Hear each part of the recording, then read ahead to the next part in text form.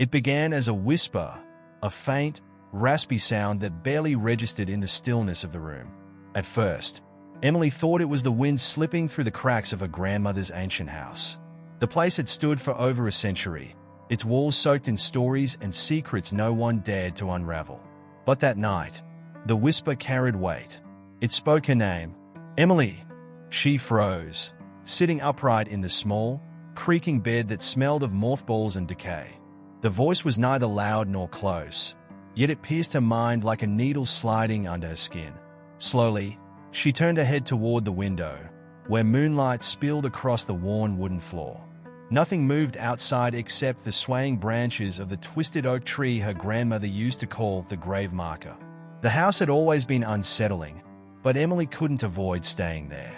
After her grandmother's sudden passing, someone had to pack up her belongings and prepare the property for sale. Emily was the last surviving family member, though she'd never felt a strong connection to the woman who raised her. Grandma Maud was cold, distant, and, if rumors in the family were to be believed, carried a darkness within her that no one dared to confront. Emily, help me. This time, the voice was louder, more urgent. She couldn't ignore it now. Her chest tightened, and her breath came shallow and quick. Slowly, she slid out of the bed, her bare feet meeting the icy chill of the floorboards. "Who's there?" she whispered, her voice trembling. No response. The silence pressed in around her, thick and suffocating. But the voice had come from somewhere. It wasn't her imagination, she was sure of that. Clutching a flashlight from the bedside table, Emily crept toward the door, its handle cold beneath her hand. The house groaned as if alive, its age manifesting in creaks and whispers of its own. The hallway stretched out before her, long and shrouded in shadows. Family portraits lined the walls, their subjects' faces obscured by grime and time. But as Emily passed them, she could have sworn the eyes of the painted figures followed her every step. "Emily!" The voice now seemed to come from below, from the cellar. Her stomach churned. Grandma Maud always forbade anyone from entering the cellar, locking it with an ornate iron key she wore around her neck until the day she died. Emily had found the key among her grandmother's possessions but hadn't dared to use it until now. The cellar door stood at the end of the hallway, its wood dark and cracked like ancient skin. As she approached, the air grew colder, biting at her exposed arms. Her fingers fumbled with the key, her heartbeat hammering in her ears. When the lock finally clicked open, the door swung inward with a groan, revealing a staircase descending into pitch-black darkness. She hesitated. The voice was calling her again, clearer now, almost melodic in its plea. "Emily, come closer." The flashlight beam wavered as she descended, illuminating damp stone walls that glistened with moisture. The smell hit her first, a nauseating blend of mildew, rotting wood, and something metallic. Blood? At the bottom of the stairs, the beam of a flashlight fell upon something that made her blood run cold. The cellar wasn't empty. In the center of the room stood a wooden table, its surface scarred with deep gouges and dark stains. Surrounding it were ritualistic carvings etched into the floor, forming a circle that seemed to pulse faintly with an eerie, crimson glow. But it was the source of the voice that froze her in place. A figure stood at the edge of the circle, its form cloaked in shadow. It wasn't solid, but rather translucent, its edges flickering like a dying flame. It was her grandmother, or what was left of her. "Emily," the spectre rasped, its voice distorted as if coming from 1,000 miles away. "You must finish what I started." The flashlight fell from a trembling hand, the beam rolling to illuminate the far corner of the cellar. They, piled haphazardly, were bones, human bones. Some were ancient, bleached white by time, while others were disturbingly fresh, still wrapped in decaying flesh. Before Emily could scream, the surrounding air thickened, and the circle began to hum. Her grandmother's spectral form moved closer, her face twisting into something grotesque, her mouth stretched impossibly wide as she howled, "Obey me, child, or suffer." Emily's legs felt rooted to the spot, her body paralyzed by fear and disbelief. The ghostly figure of her grandmother hovered mere inches from her, the translucent features flickering in and out like a broken television signal. "Finish it, Emily." the voice demanded, a guttural blend of Maud's recognizable tone and something darker, more ancient. The circle on the floor flared, its pulsing light intensifying until the entire cellar was bathed in crimson. Shadows danced wildly on the damp stone walls, their shapes unnatural, distorted faces, clawed hands, writhing serpentine forms that seemed to slither just beyond the edges of her vision. Emily forced herself to speak, her voice barely audible over the low hum vibrating through the room. Finish what? What are you talking about? Her grandmother's ghost raised a hand, its fingers skeletal and twisted. She gestured toward the table in the center of the circle. The wood was splintered and soaked with what Emily could now unmistakably identify as blood. Dark, crusted layers overlapped by fresher streaks that glistened in the flashlight's beam. You don't know, do you? Maud's voice was almost mocking now, her spectral form leaning closer. You think I raised you out of obligation? Out of love? She spat the last word like venom. No, child. You were chosen, bred for this moment. The bloodline must be sealed, and you are the key. Emily stumbled back, her heel catching on the uneven stone floor. She fell hard, the flashlight skittering out of reach and plunging the room into near darkness. The only illumination came from the glowing circle, which now throbbed in time with a racing heartbeat. This is insane, she cried, her voice cracking. You're dead. This isn't real. The specter laughed, a chilling, hollow sound that echoed endlessly in the enclosed space. Oh, it's very real, my dear. You've felt it, haven't you? The pull, the dreams, the voices. Emily's breath hitched. She had felt something, a gnawing unease that had plagued her for years. Nightmares of being trapped in dark places, surrounded by faceless figures chanting in languages she couldn't understand. Whispers that followed her even in waking hours, urging her to return to this cursed house. You were born for this, Maud continued, her form expanding, twisting into something monstrous.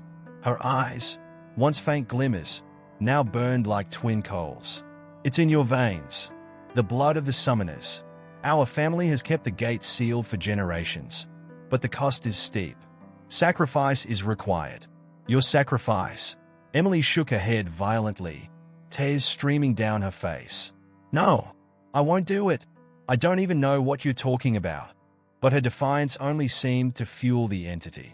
The circle's light grew brighter, and the carvings on the floor began to shift, the lines writhing as if alive. The bones in the corner rattled, then rose into the air, assembling into grotesque shapes, human figures with elongated limbs and gaping mouths, their hollow sockets fixed on her. You don't have a choice, the ghost snarled. The seal is weakening. If you don't act, the gate will open. The world will burn. Emily scrambled backward, her hand brushing against something cold and sharp.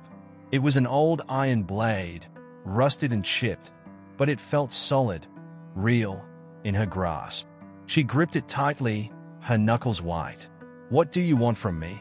She demanded, her voice trembling but edged with a newfound determination. The ghost paused, its fiery gaze locked onto the knife in her hand. For the first time, a flicker of hesitation crossed Maud's spectral face. You must complete the ritual, she said, her tone softening. Place the blade in the heart of the sacrifice and seal the circle with blood. Emily's stomach churned. Sacrifice? What sacrifice? The ghost gestured toward the pile of bones. The vessel will reveal itself. You will know. Before Emily could process the horrifying implication, the cellar walls seemed to close in, the shadows pressing against her from all sides. The bone constructs stepped forward, their movements jerky and unnatural. One of them reached for her, its elongated fingers scraping against her arm. Panic surged through her, and without thinking, she slashed out with the knife. The blade connected, slicing through the spectral figure as though it was smoke. The creature let out an unearthly screech and dissolved, but two more rose in its place. Stop fighting, Maud's voice roared, shaking the very foundation of the house. You cannot escape your destiny. Emily's mind raced. She didn't know what the ritual entailed or how to stop the horrors unfolding around her. But one thing was clear. If she didn't act soon, she'd be swallowed by the darkness. Summoning every ounce of courage, She lunged toward the table in the center of the circle. The knife in her hand felt heavier with each step, as if resisting her grip. The glowing carvings flared brighter, their pulsations now deafening. As she reached the table, something moved beneath it. A shape, small and trembling. A child? No, not a child. It was herself. Emily stared in disbelief at the figure crouched in the shadows. It was an exact replica of her, but younger, maybe 10 years old. The girl's eyes were wide with terror, her mouth forming silent pleas. "This is the vessel," Maud hissed. "The key to the seal. Do it now." Emily's hand shook violently as she raised the blade. Her younger self stared up at her, tears streaming down her face. "Please," the girl whispered, her voice barely audible over the surrounding cacophony. "Don't hurt me." Emily's grip on the blade wavered as she stared into the tear-filled eyes of her younger self. The weight of the moment pressed down on her, suffocating and unbearable. Every fiber of her being screamed against what she was being asked to do, but the relentless voice of Maud and the encroaching horrors around her left her no room to think clearly. "This isn't real," she whispered, her voice trembling. "You're not real," the child whimpered, recoiling as if her words were a physical blow. Her small frame trembled, and her voice cracked as she spoke. "I am real. Please. I don't want to die." Behind her, Maud's spectre loomed larger, her translucent form now towering and grotesque. Her face was a twisted mask of rage and desperation. "You waste precious time," Maud thundered, her voice shaking the very stones of the cellar. "The gate is weakening. Do you think you can defy me? Do you think you can defy them? The air grew colder, biting into Emily's skin. The shadows at the edge of the room began to shift again. But this time they didn't form bones or monstrous figures. They became eyes. Dozens, hundreds of glowing red eyes, peering at her from the darkness, their malevolent gaze burning into her soul. "What is this?" Emily demanded, her voice cracking under the strain. "What are they?" "They are what lies beyond the gate," Maud hissed. "They are the ones I've kept at bay for decades. The ritual seals the passage between their world and ours, but the seal has been breaking ever since I died. If they cross over, there will be no escape. They will devour everything." The child, Emily's youngest self, sobbed louder, shaking her head. "She's lying," the girl said, her voice trembling but insistent. "She's always lied. Don't listen to her. Please, don't do it." Emily felt her mind spiraling. The whispers, the chants, the glowing circle, all of it swirled in a chaotic storm that threatened to consume her. She wanted to scream, to wake up from this nightmare. But the cold steel of the knife in her hand and the very real terror in the child's eyes kept her firmly rooted in the horrifying reality. "What happens if I don't?" Emily asked, her voice barely above a whisper. Maud's fiery gaze bore into her. "Then the gate will open fully, and they will claim you first. Your body, your soul, your blood. You won't die cleanly, Emily. They will tear you apart piece by piece, and then they will do the same to everyone in this world. Is that what you want?" The glowing circle flared violently, and the eyes in the shadows began to advance, emerging from the darkness. Their forms were indistinct but grotesque, writhing masses of limbs, teeth, and claws that defied human comprehension. Emily's heart thundered in her chest. The knife trembled in her hand as she looked between her spectral grandmother and the terrified child. The girl's voice echoed in her mind. "She's always lied." And then it hit her. "Why me?" Emily asked, her voice rising. "Why does it have to be me? If this was your responsibility, why didn't you do it? Why did you wait for me?" Maud hesitated, her monstrous form faltering for the briefest of moments. "It was enough. You don't want the gate sealed," Emily said, realization dawning on her. "You want it open. You're trying to bring them here." The spectre shrieked, the sound a piercing wail that reverberated through the cellar. The shadows surged forward, their monstrous forms becoming clearer with every step. Maud's face twisted in fury. "You think you understand?" she roared. "You are nothing but a pawn. Do it, or I will make you."